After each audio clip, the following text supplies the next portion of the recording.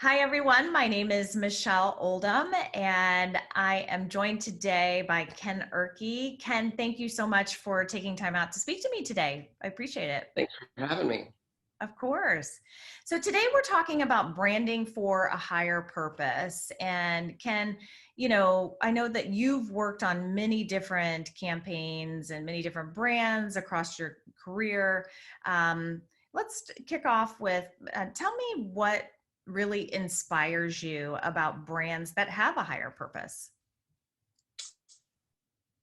Well, it's all throughout my career, I've had an opportunity to work for nonprofits, which has always been really inspiring and rewarding. Because the outcome is, they're very grateful, which is not always the case. We're in business like that. You know, there's a financial transaction typically, and we don't need to hear "great job" or "thank you." But with that said, it is often nice, and so that is one of the opportunities when you're working with a nonprofit, and also to put your efforts into something that is really socially good, Mhm. right? It's a great reward. So that was more in the past, and currently, when you have an opportunity to work with somebody who has a mission-based company, it gives all of us the opportunity to be extremely focused, right? What we love about a mission-based company is that typically, whether it's the C-suite or those on the team, everybody comes to work knowing what they are going to do, right? They have a larger purpose. Versus perhaps a consumer product who everybody has a little section of the chain, right? I'm a driver for the company, and my job is to deliver on time. Versus, I'm the marketer for the company, and we have to tell that story. I think that mission-based companies really, it's very concise, it's very clear, and so you get a group of people all marching in the same direction, which is you experience the power of that, right? Like you can definitely see when everybody is working on a single focus, just how positive and powerful that can be. Absolutely. Oh, I couldn't agree more. I think, as an example, United Community, you certainly led the charge there in helping us on that piece of business. And so tell us about that, the story and, how you transform their brand. Well, in collaboration with you, that was a an assignment to transform their message and their branding. But what's interesting is they never really wanted that kind of revolution, right? They wanted an evolution of their brand. They felt that they had a strong um, North Star, so to speak, which was to end multi-generational poverty.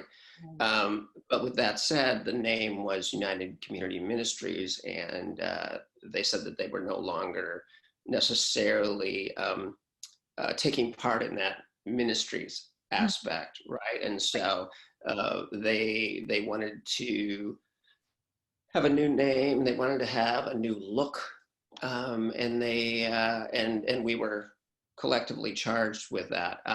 What was really clear, though, was that their story was that of a divided community, and so as we evolved the brand look and feel, that was necessarily like at the epicenter of it, and that led to that design work that it was an arch Mhm.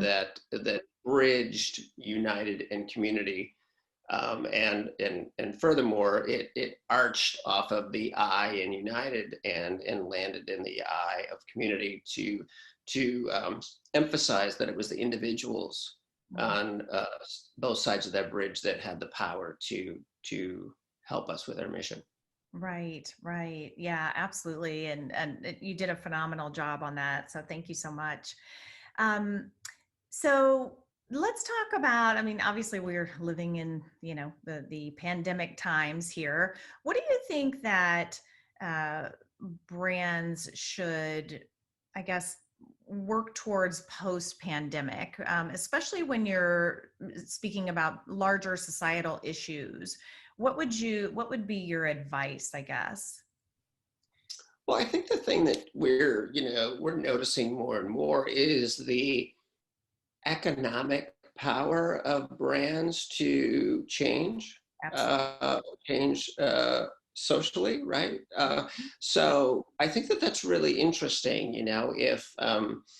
If a large portion of a brand's consumer audience is in line with the brand as well as a certain segment of messaging, and that in turn is maybe colliding with perhaps the media that they're running, or the platforms that they're running on. It's interesting to see how these brands are, voting with their money, so to That's speak, right? They're right. saying we're going to take some of our money away from this or that, and as a sign, right, of we're disagreeing with how your message or how you're doing it. So I think that that's really interesting. That seems to be, that's definitely within the last 6 months has again been something that we're seeing a lot of. Yeah. So that's a portion of how brands, I think, should continue to act. Yeah, definitely. We are definitely seeing a lot of that in the last 6 months. And I think even before then, though, too, right? With, we talked about Tom's. If you look at Kind bars, right? I think more and more consumers are demanding to really understand, like, how are you sourcing these ingredients? What are you putting in the food? You know what I mean? Even if you look at beauty brands, they're doing the same things. So you're right. It is not. I don't see that slowing down at any point in the future. So No, and that's not necessarily a post-COVID thing to your initial question. I do think it's just an evolution, right? I think that, you know, 20 years ago, we didn't always know what was going on behind the curtain, right, right? And now, I mean, like, let's go back to beauty brands. sure, I mean, you didn't really know how they were testing those products, and then that you didn't have the pervasiveness of information or the distribution of information, right? And right. so you'd be like, well, it seems like maybe they're not doing the right thing, but I'm not so sure, I'm right? not so sure. Right. uh, right. And so now, like, it's like when somebody's not doing the right thing, it can happen fast, that message is distributed so quickly. So I think I mean, it causes everybody to maybe behave a little bit more appropriately, which is, in this case, not a bad thing, right? As if you're, when it comes to living what you're promoting, right? So if you're promoting a clean brand, or a less harmful brand, um, you better be living it, Yeah, or better. there will be a backlash. That's exactly right. Yeah, definitely. Consumers are very savvy and have a lot of research and information at their fingertips nowadays. So you're absolutely Right. right. So, lessons learned from branding for a higher purpose. Number one, when your people understand the mission, they are inspired to work harder for you. Number two, no matter what business you're in, finding your high purpose can be a huge growth accelerator. And number three, mission driven brands are inherently authentic and transparent. Well, thank you so much, Ken. It's been a pleasure speaking with you as always. We really appreciate it and appreciate all the work that you do.